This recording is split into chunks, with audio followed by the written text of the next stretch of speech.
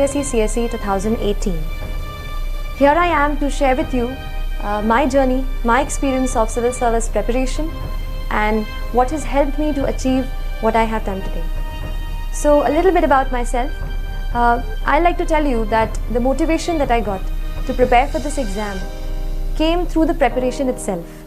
When I started, I did not really know what I was going into.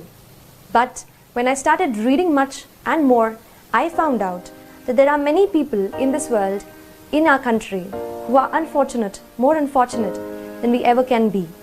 I felt, how can I use my learning capacity, my ability to learn, to reach a position where I can help them and better their lives in some manner or the other. तो यही motivation रहा throughout my preparation, and it pushed me through the entire process. And I'll tell you that this exam would not only help you change other people's lives, but ये आपको भी एक बेहतर इंसान बनने में मदद करती है. That is the beauty of UPSC CSE examination. It makes you into a person who's much more sensitive, who's much more responsible, and who looks forward to doing something for the society.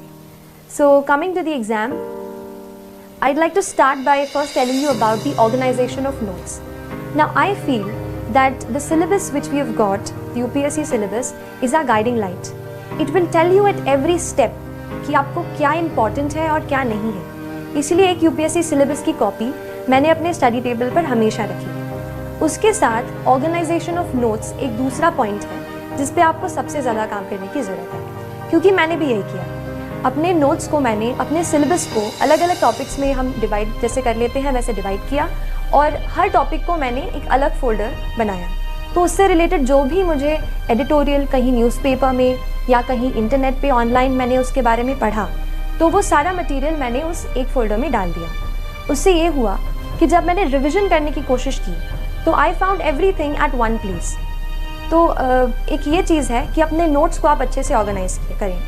ये काम आपको specially ज़्यादा optional में आएगा, क्योंकि optional में भी जैसे मेरा ऑप्शनल सोशियोलॉजी था, तो उसमें ये सब्जेक्ट मेरे लिए नया था, लेकिन उसके सिलेबस के साथ मैं उसको हमेशा सिलेबस को साथ रखा मैंने, और प्रीवियस ईयर के पेपर्स को मैंने देखती रही. मैं ऑप्शनल के पेपर में थोड़ा ऐसा है कि थीम्स जो हैं कई बार रिपीट होती हैं टॉपिक्स के, तो उन थीम्स पे आप हमेशा फोकस करते रहिए, और कुछ थीम्स के आप अलग से नोट्स बनाइए खुद.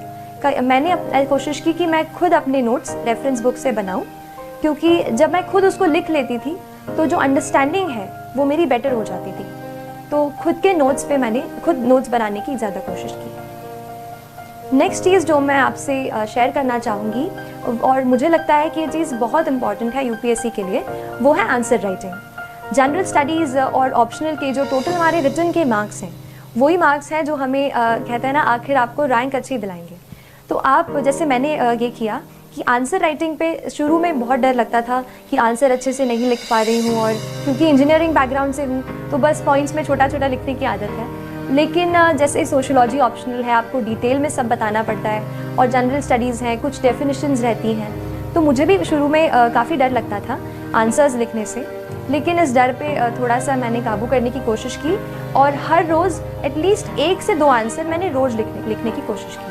भले ही मैं आंसर अच्छा नहीं लिख पाती थी, शुरू में बहुत दिक्कतें आई, लेकिन बार बार जब आप आंसर्स लिखते हैं और क्वेश्चंस अच्छे स्टैंडर्ड के क्वेश्चंस लेते हैं, जैसे यूपीएससी के ही आप प्रीवियस ईयर के क्वेश्चंस ले लीजिए, उन क्वेश्चंस से मुझे ये समझ में आया कि असली एग्ज़ाम का स्टैंडर्ड क्या है.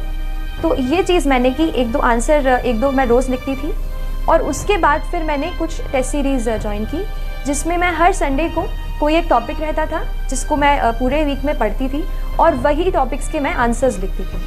So that answer writing practice I think इतनी बिल्ड हो जाती है कि बाद में जब एग्ज़ाम में कोई सवाल जैसे आपको नहीं भी आ रहा हो, तो भी आप उस सवाल से कुछ की टर्म्स को ढूंढ करके आप कुछ ना कुछ उसमें लिख सकते हैं जो कि उस आंसर के लिए रेलेवेंट हो. तो ये क्योंकि कॉम्पिटिटिव एग्ज़ाम है, आपको 1 या आधा मार्क एक्स्ट्रा स्टील करना है, तो इसके लिए आप कोशिश करें कि अपनी रीडिंग वाइड रखें और आंसर राइटिंग की बहुत सारी प्रैक्टिस करें.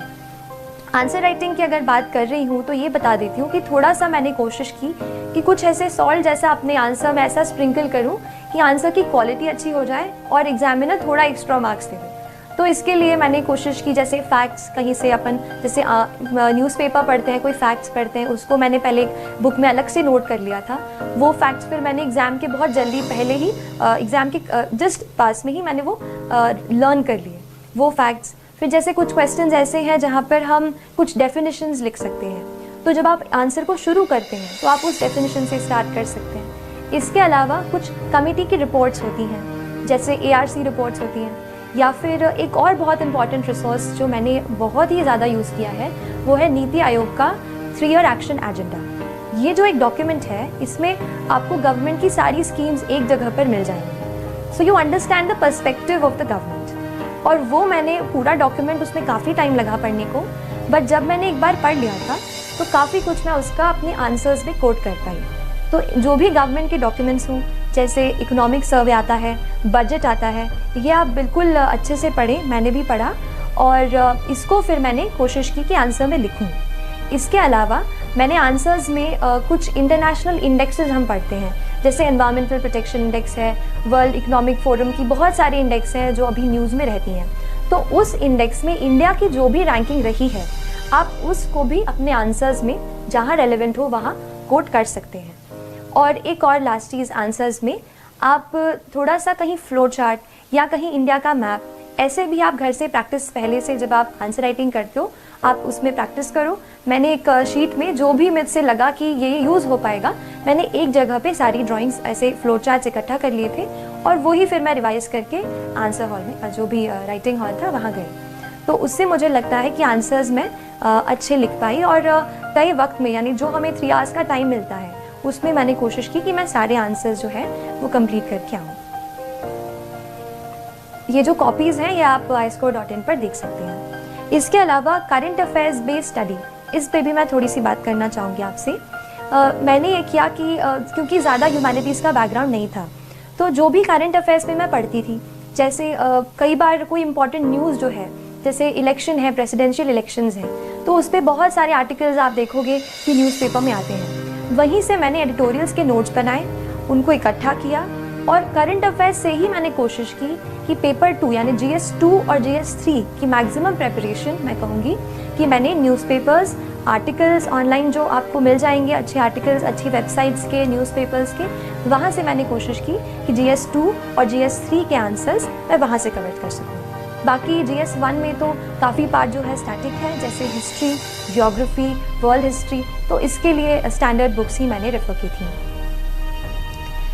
करंट अफेयर्स बेस्ड स्टडी के बाद मैं थोड़ा सा आपको एक और लास्ट चीज़ बताना चाहूँगी टेस्ट के बारे में। कई बार हम सोचते हैं कि टेस्ट हमें बहुत सारे देने हैं, एंड मैंने भी पहले ये टेस्ट किया है कि टेस्ट सीरीज़ बहुत ज़रूरी है। टेस्ट सीरीज़ इसलिए इम्पॉर्टेंट हो जाती है क्योंकि हमें घर बैठे ये नहीं पता चलता कि हमारा क्या लेवल है, क्या स्टैंडर्ड है, क्या हम उस तरीके का एग्ज़ाम में परफॉर्म कर पाएंगे। तो ऐसे डाउट्स मुझे भी थे। टेस्ट देके मुझे ये पता चला कि ऑल इंडिया लेवल पर या जो भी आप इंस्टीट्यूट का ले रहे हैं उस लेवल पर आपकी क्या स्टैंडिंग है। तो इसके लिए आप टेस्ट ज़रूर लगाने की कोशिश करें। लेकिन इसमें एक और चीज़ मैं ऐड करूँगी। टेस्ट हम काफ़ी देते हैं, जैसे मान लीजिए प्रीलिम्स का टेस्ट है, हम 100 क्वेश्चंस तो अटेम्प्ट कर लेते हैं, लेकिन उसके बाद इतने एग्जॉस्ट हो जाते हैं कि उसको रिवाइज ही नहीं करते। ये मत कीजिए। मैंने बहुत जब ये गलती की, बाद में रियलाइज़ हुआ कि कई क्वेश्चंस फिर से ऐसे आ गए जो मैंने पहले कर चुके थे पर मैंने उनको पढ़ा नहीं था। तो आप ये करो। और मैंने ये किया था कि पहले मैंने जैसे एग्ज़ाम दे दी, 2 घंटे में हमने पहले क्वेश्चन सारे सॉल्व कर लिए। उसके बाद आप घर जाके अपने जहाँ आप पढ़ते हैं सारे क्वेश्चन को एक एक करके फिर से पढ़िए, जो भी उनका सोर्स है वहाँ से पढ़िए, उसको रिवाइज़ कीजिए, या फिर मैंने उसको अलग एक कॉपी में नोट कर लिया था, जो भी इम्पॉर्टेंट पॉइंट्स मुझे टेस्ट से मिलते थे, फिर उसको मैंने अलग से रिवाइज़ किया। तो ऐसे टेस्ट बहुत इंपॉर्टेंट हैं क्योंकि एक कंडेंस्ड फॉर्मेट में आपको एक जगह पे सारी चीज़ें मिल जाएंगी। तो टेस्ट को आप एनालाइज ज़रूर करें। एक और चीज़, हमारा जो नेचर ऑफ मिस्टेक है उसको समझने की आप ज़रूर कोशिश कीजिए। कई बार हमारी मिस्टेक इस वजह से होती है कि हम सिली मिस्टेक, मतलब A मार्क करना है तो B कर देते हैं। कई बार ऐसा होता है कि नॉलेज गैप होता है, मतलब हमने वो चीज़ पढ़ी ही नहीं है, भले ही वो चीज़ हमारे सिलेबस में है। और कई बार ऐसा होता है कि हम बहुत ज़्यादा रिस्क ले लेते हैं कि जैसे 3 ऑप्शन में से एक हमें सही लग रहा है एंड फिर भी हमने उसे अटेम्प्ट कर दिया।